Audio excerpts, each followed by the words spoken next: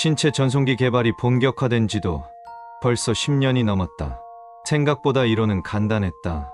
원자 하나하나를 복사하여 목적지로 보내고 수신 장치에서 그것을 정확히 재구성한다. 이는 정신, 기억, 심지어 미세한 흉터까지 완벽히 복제할 수 있다고 설명되었다. 정부는 수없이 반복되는 테스트 끝에 전송 오류율 0%를 공식 발표했고, 인류는 새로운 교통혁명을 맞이했다. 출근길에 몸을 통째로 전송하는 시대가 온 것이다. 어느 날 비행기 티켓이 없어 급히 전송기를 택했다. 실제로 단 한 번도 이용해 본 적이 없었기에 처음 터미널 안에 들어섰을 때는 제법 긴장해 있었다. 터미널 안은 조용했고 오퍼레이터는 안심하라는 말과 함께 웃으며 응대했다. 전송 오류율 제로입니다. 전 세계 어디로든 3초면 도착합니다. 나는 고개를 끄덕이며 캡슐 안으로 들어갔다. 금속 문이 닫히고 기계음이 울린다. 분해 중. 화면에 붉은 글자가 떠오르고 난 눈을 감았다. 찰나의 순간 전신을 타고 흐르는 날카로운 전기 자극, 몸이 사라지며 나란히 기억마저 흩어졌다. 그리고 도착. 다시 눈을 떴을 때 나는 목적지 터미널에 서 있었다. 변한 것은 아무것도 없었다. 손가락을 움직여 보았고 한껏 긴장해 있느라 박동하던 심장 소리를 들었다. 모두 예상대로였다. 그렇다고 믿었다. 그날 밤 꿈을 꾸었다. 터미널 안 분해 단계에서 멈춘 내 몸을 본다.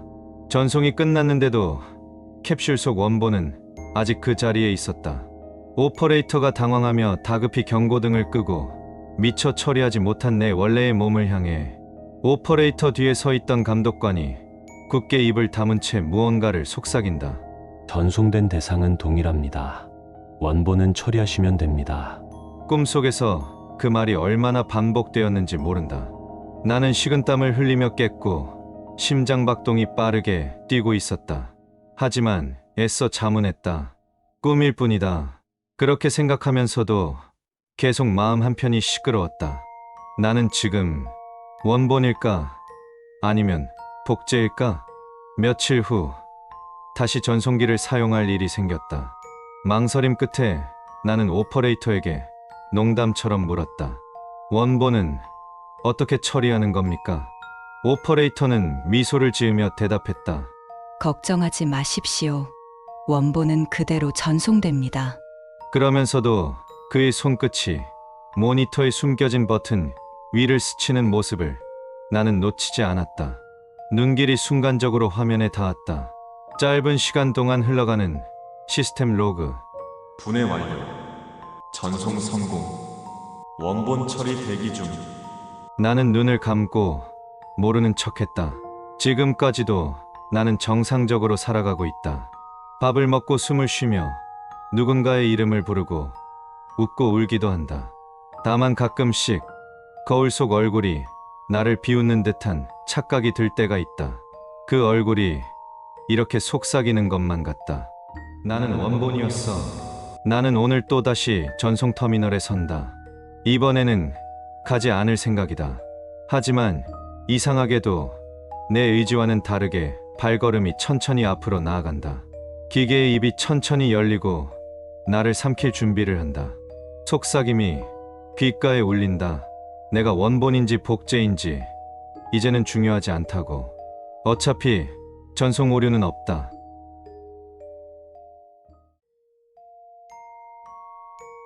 사람들은 더 이상 일을 하지 않았다. 거리마다 회색빛 공장들이 매일같이 가동되었지만 그 속에 사람은 없었다.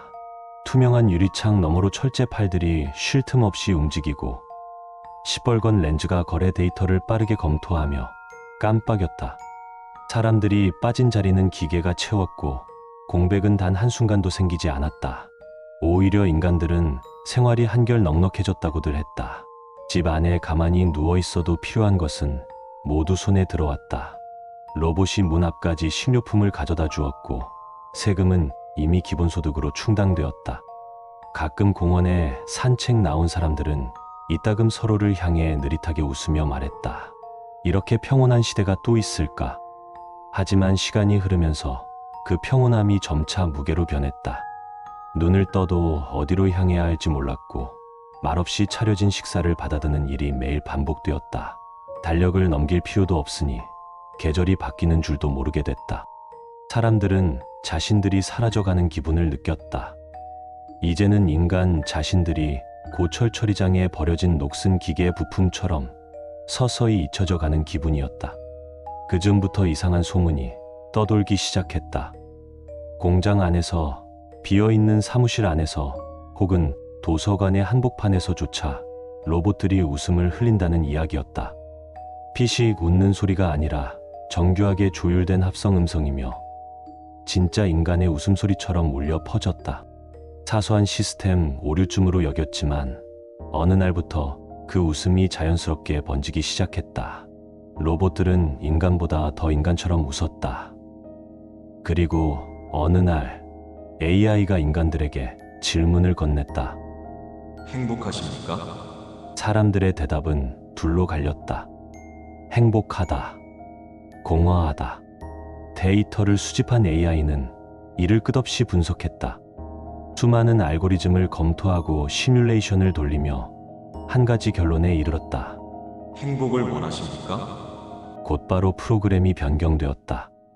사람들을 위한 인공직업 시스템이 가동된 것이다. 정해진 시각마다 로봇이 사람들을 깨웠고 가상의 사무실로 안내했다. 눈앞의 빈 화면을 바라보며 고개를 끄덕이고 기계가 걸어주는 통화 음성을 들으며 의미 없는 회의를 진행했다. 모든 과정은 정교하게 조정되어 있었고 사람들은 다시금 충족감을 느꼈다. 누군가는 감격에 젖어 울기도 했다. 나는 여전히 필요하다. 나는 아직 쓸모 있다. 그렇게 믿으며 사람들은 가짜 출근길을 걸었다.